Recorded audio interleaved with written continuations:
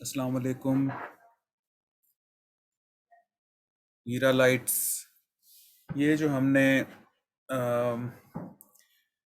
Unit wise FLP 5 किया था, उसके 10 क्वेश्चंस रह गए थे। तो उसी FLP का पार्ट 2 शुरू करते हैं क्वेश्चन नंबर 21 से। We were supposed to find the next clue hidden under a rock in front of the beach view hotel। तो ये कोई कॉमन होटल की बात नहीं हो रही, ये कोई स्पेसिफिक होटल है।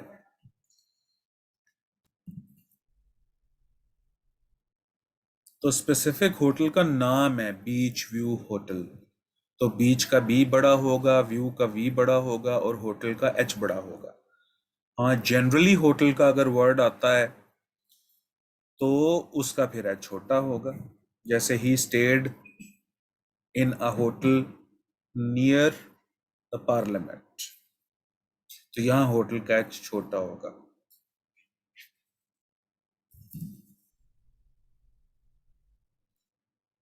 22 को अगर हम देखें तो Sarah and Maria visited relatives in Hyderabad Sindh last winter. Winter का डब्ल्यू छोटा होगा। सीजन्स का जो नेम ऑफ सीजन्स हैं, ऑटम है, स्प्रिंग है, विंटर है, समर है, तो ये कैपिटल में नहीं लिखे जाते। ये सेंटेंस के स्टार्ट में आए तो कैपिटल होते हैं। जैसे winter is my favourite season, यहां पर डब्ल्यू बड़ा आ जाएगा। लेकिन वैसे समर, विंटर, ऑटम वगैरह को कैपिटल लेटर से नहीं लिखा जाता। अच्छा जी, उसके बाद 23 देखिए। We are having a quiz next week, announce the teacher. अब बात अभी खत्म ही नहीं हुई, तो यहां पर फुल स्टॉप की जगह कॉमा आना चाहिए था। Announce the teacher full stop, be sure to study the chapter. ठीक है। अब वैसे भी आप ये देखो कि ये इन्वर्टेड कॉमास किधर लगे हुए हैं, इधर।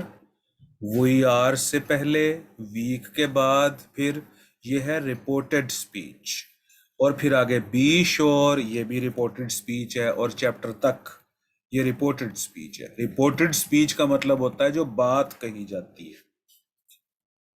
और रिपोर्टिंग स्पीच हम कहते हैं बात का कहने वाला, अनाउंसर। जैसे अनाउंस्ड द टीचर, ये स्पीकर होता है।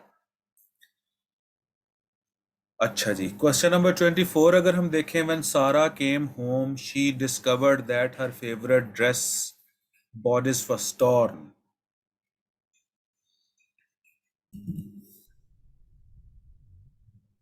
ये सेंटेंस करेक्ट है। ये ड्रेस के ऊपर अपॉस्ट्रॉफी काफी है, आगे एस की जरूरत नहीं है।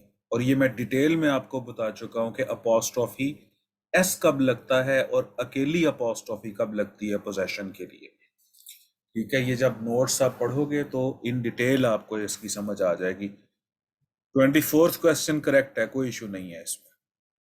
25th, students at our high school organised. देखिए, स्टूडेंट्स यहाँ पर सब्जेक्ट है और यहाँ पर ऑर्गेनाइज्ड इसका वर्ब है, तो स्टूडेंट्स के ऊपर अपॉस्ट्रोफी डालने की कोई वजह ही नहीं है। जैसे यहाँ पर होता the boys at our school organized a garage sale to raise money for a local charity. उसके बाद 26 देखिए, Jake had a question, who's going to collect, नहीं, who is going to collect आना चाहिए। या तो यहां पर who is आता यहां पर, ठीक, या यहां पर who's आता इस तरीके से, who apostrophe s, इसका मतलब भी who is ही है, who is going to collect। ये जो who's है ये तो पोजेशन को शो करता है ना बेटे। जैसे कि this is the chair whose colour is black, तो whose अगर रिलेटिव प्रोनाउन के तौर पर आए तो पोजेशन को शो करता है। जैसे this is the garden whose flowers are lovely. या अगर ये क्वेश्चन के तौर पर आए तो इसके आगे नाउन आना चाहिए ना, जैसे whose book is this, whose book is this, whose assignment is missing। तो अगर ये क्वेश्चन के तौर पर आए तो भी इसके बाद में नाउन आना चाहिए, तो यहां पर हु इज होना चाहिए। 25th है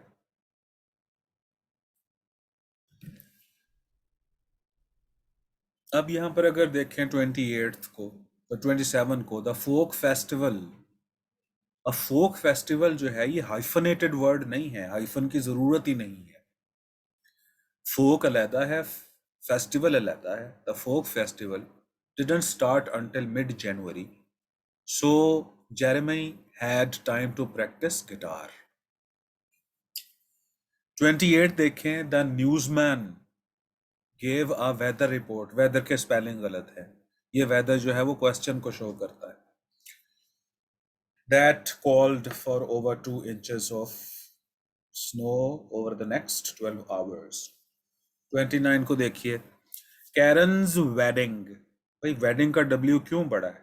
कैरन का तो के बड़ा होना चाहिए, क्योंकि इंसानों के जो नाम होते हैं वो कैपिटल हरूफ में लिखे जाते हैं, कैपिटल लेटर्स होते हैं उनके, खा ह्यूमन नाउन्स स्टार्ट में हो, मिड में हो, सेंटेंस के एंड में हो।